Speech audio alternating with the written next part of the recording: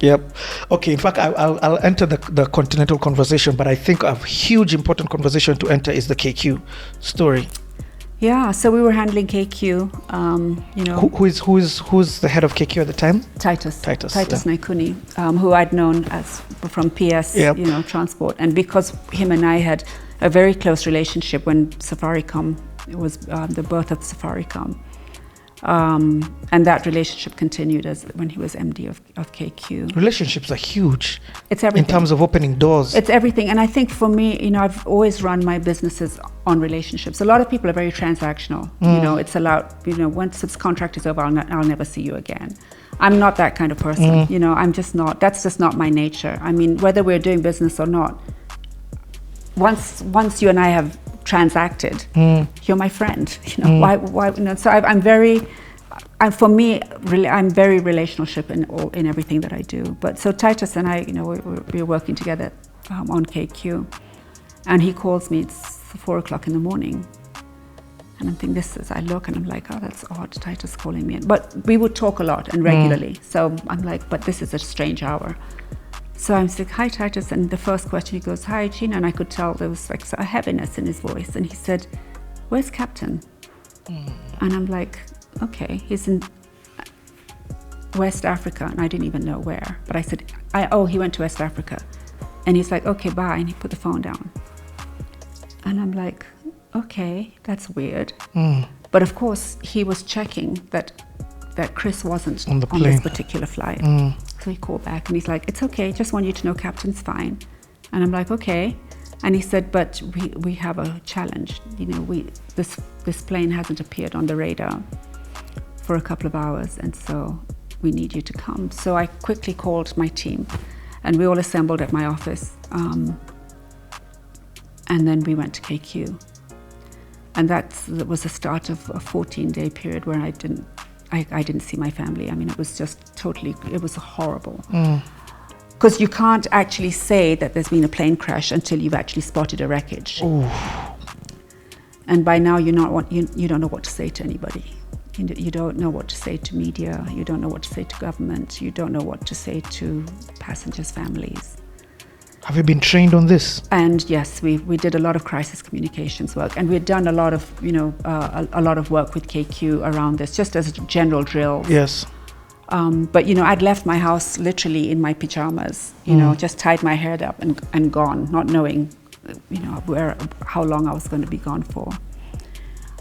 And then, of course, the international media started. Now you have the CNNs, you have all this stuff, and of course, for me, there was an added challenge in that people assumed I was there because it was Chris, not realizing I was working. So there was a lot of concern about, my phone wouldn't stop ringing. So I had to give my phone to somebody, and all they were saying is, Chris is fine.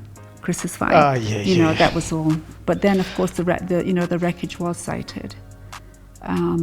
It was really it was horrible. It was just very, very tragic and sad. And I've never thought of this, but you must have known the pilot, not because Chris is a pilot. Absolutely. So it's not work. We knew some of the cabin crew who had flown me several times. We knew the cockpit crew. I knew the parents of the first officer, wonderful young man. It was horrible. And so it was a lot and then you see the responsibility on a CEO and the lives that he feels so responsible for. And the fact that, me continually telling him, Titus, you now have to, address the media. And he's like, no, I there was a heaviness. And I'm like, no, now you have to. There has to be a face. And it has to be every 2 hours we have to update the media. And it was a lot. So we moved the media center to Panari. And that's where we were having all the press conferences.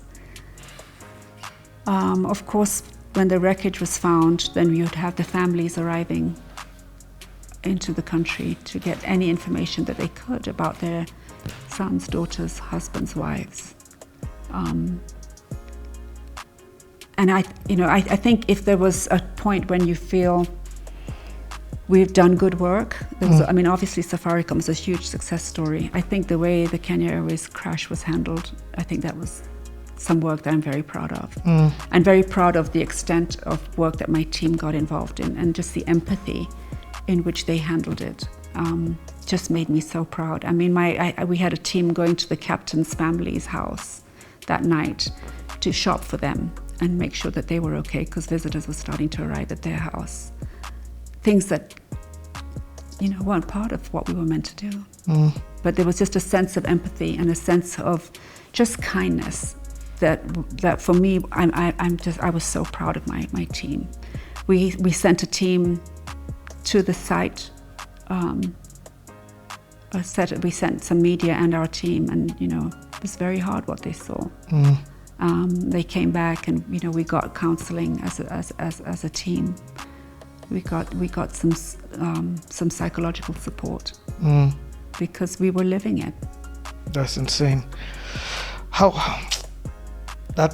And then of course you have now the funerals and the arrival of the bodies. It was a lot. 14 days of an emotional roller coaster. It was horrible, and also it was very much that I could understand it could have been me. There was a pilot's family. Yep. And so for me it was a lot of just being, just feeling what that widow felt. Yep. Whoa. Okay.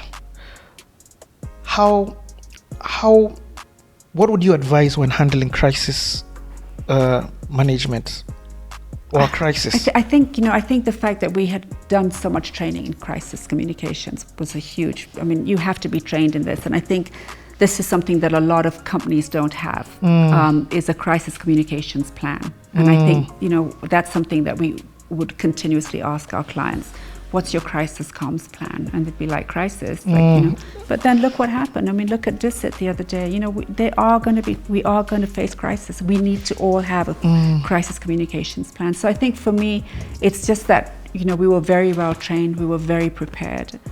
I'm beginning to see the level of the professionalism that your company had especially when I fast forward to right now, the digital era, where anybody thinks they can just write a story and do PR. Exactly. The depth at which you went into enabled you to be prepared. And we would make sure that our clients had that. Even if they didn't want it, I would say no. Let's do this. Let's have a crisis communications plan, no matter what your business is. It doesn't matter what your business is. Let's have a crisis communications plan. And they would always think I'm over the top. Yep. Or come on, can we just launch the product that we want to launch? I'm yeah, but let's have this. And I was very insistent on that. And we would have that for all our clients. Okay. And ensuring who was the spokesperson during that time, because you don't want a crisis to happen and then you don't even know who's speaking on behalf of the company at that time. These things have to be planned. They have to be thought about. And that spokesperson needs to be trained in crisis comms. You can't just decide now an accident has happened. Let's just go grab a guy and put him in front. No, So these were things that we were very insistent on as a company. I get it. Okay, again, Gina, there's too much, so I'm going to constantly keep it moving. Okay. I want us to expand a little bit internationally. First of all, I want us to start within the region of Africa. And what better place to start than Madiba, Nelson Mandela, president, the great legend. Wonderful human being, somebody I'd always wanted to meet.